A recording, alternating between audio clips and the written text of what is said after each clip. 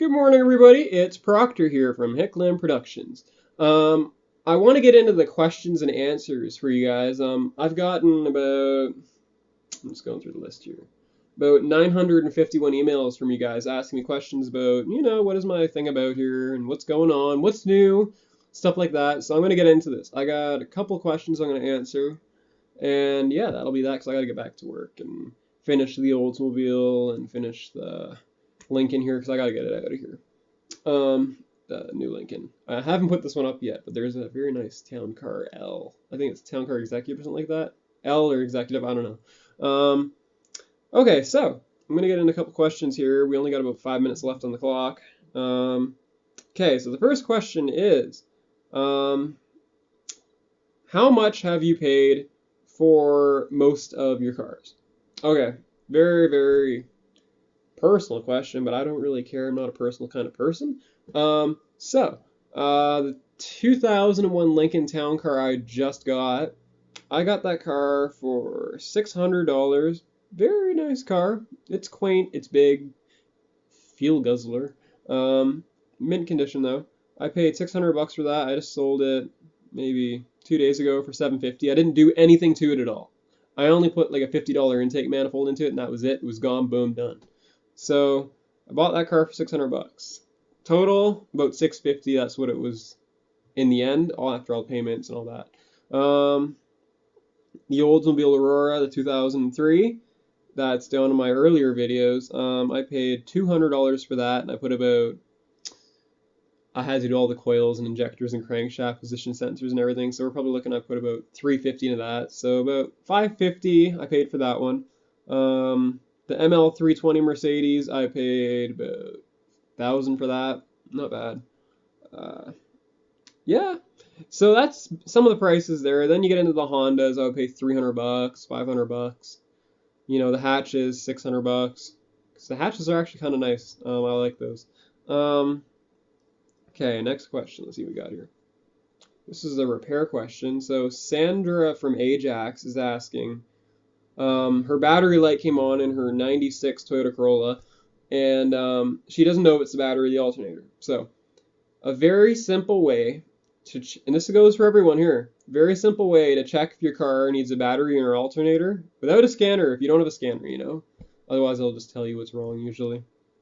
What you do is you start your car, pop the hood, get out like a monkey wrench or screwdriver, whatever it takes, and take off the negative terminal on your battery while the car is running. If the car continues to run, your alternator is okay, you need a battery. If the car just dies, just stalls out, and it won't turn over, just clicks, that's your alternator.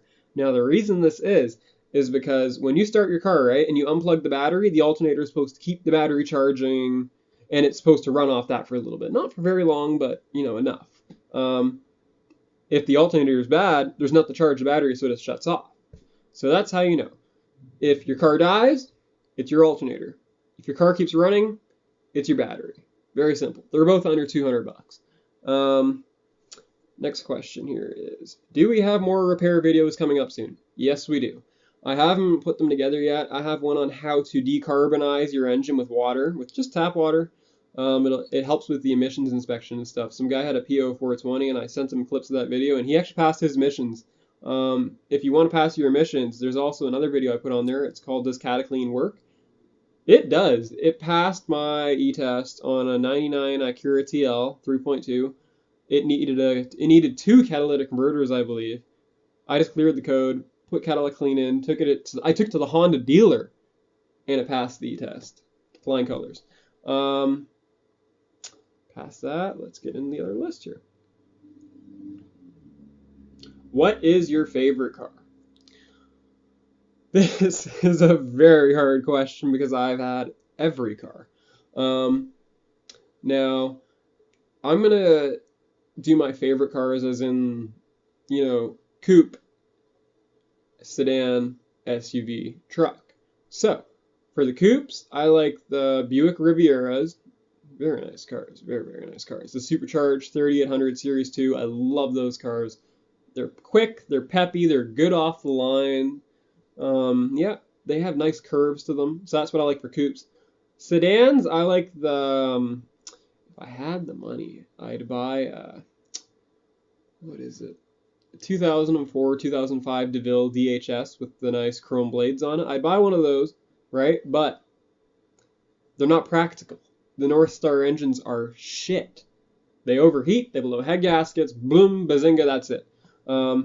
So that I would not say for a sedan. What I like for a sedan is I have a very nice car outside. It's a 2003.5 Oldsmobile Aurora, the last ones they made before Oldsmobile shut their company down. I miss you, Oldsmobile. It's a Oldsmobile Aurora. The reason I like that for a sedan is it's very, very peppy. It's got a nice, not V8 Cadillac feel, but you know, the car feels big. It feels long. It feels wide. It's got a nice, man, a quarter is like it's on rails. Nice pickup. It can get up to 100 like it's nothing. Fuel mileage is okay. The gas mileage is okay. It's a V6, 3500 twin cam. Very reliable engine. And the reason I got this car is because I wanted a car that was like a Cadillac, but with none of the Cadillac problems. I never considered Oldsmobile until I got two of them, and then I was kind of like, man, this car is basically like the Oldsmobile, like the Cadillac, but none of the Cadillac issues. It didn't have the North Star engine that would overheat and blow head gaskets. It had the same seats as the Cadillac. They felt exactly the same, but they were nicer designed. Didn't break down. No electrical issues. You know, the radio would kind of crap out. The power antennas always died on those cars. They were a bitch to replace. That's going to be my next video, actually. The 8 headlight bulbs, stuff like that. I can't hate on Cadillacs because I've had a lot of them, and I did like the way they drove. But for the money, the Oldsmobile felt more high. It felt more upper class than the Cadillac, in the sense it has 10 times more options. It drives nicer. It corners better. It looks sexier on the front end on an angle. And yeah, 10 times more reliable, you know? I wouldn't say it's as reliable as a Honda, but it sure as hell is 10 times better than those North Star V8s, which are really nice engines, but they have so many issues. I'm so sorry to say that, guys. Yeah. So that's that. For SUV, I was never really an SUV person, but I did like, I had a 2001 Range Rover HSE.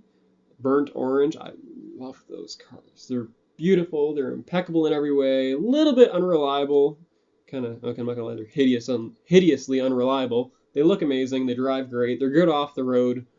Pretty much bulletproof. The electrics are shit because they have the Lucas wiring, but the car was an amazing ride. That's what I like. Pickup truck.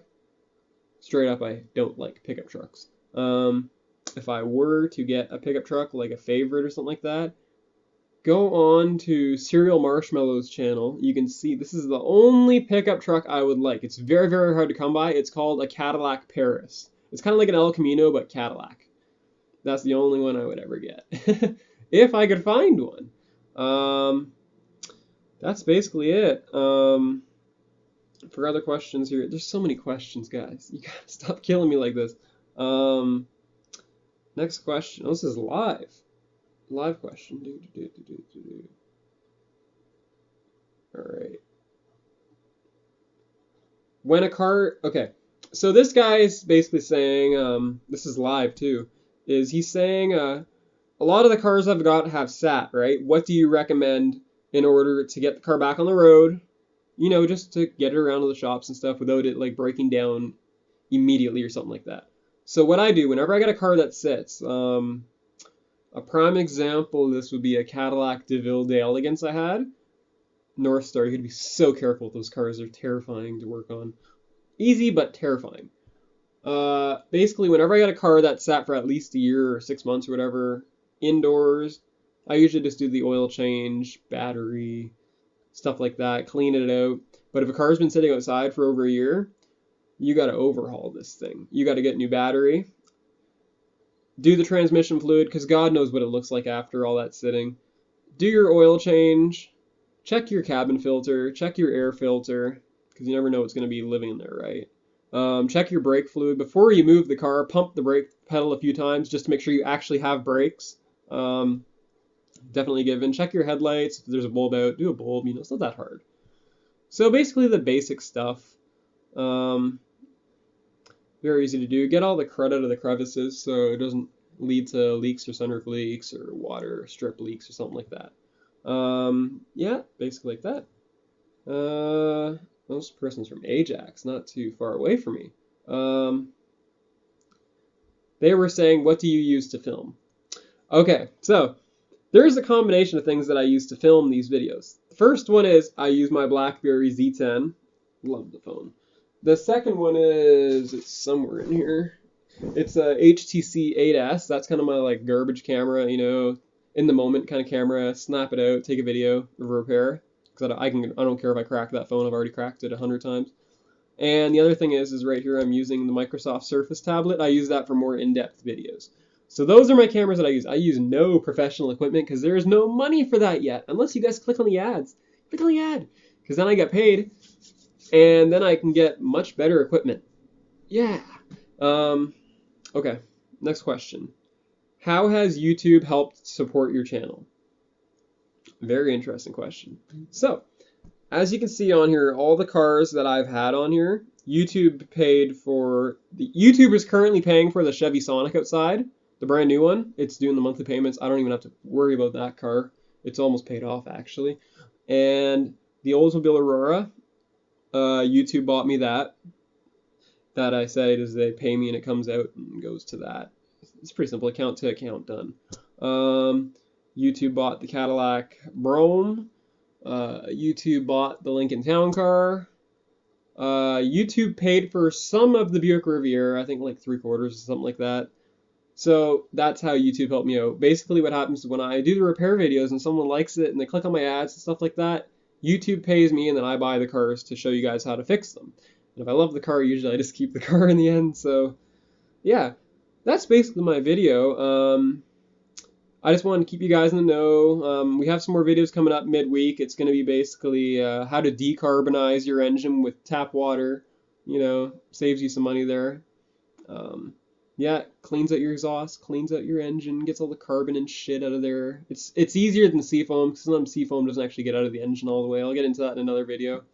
But yeah, guys, if you guys got any questions or want me to make videos or something like that, definitely comment down in the link below, and I will do my best to help you guys out.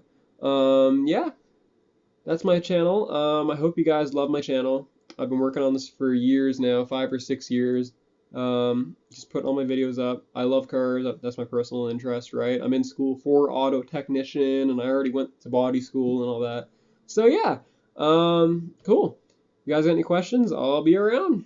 Until next time.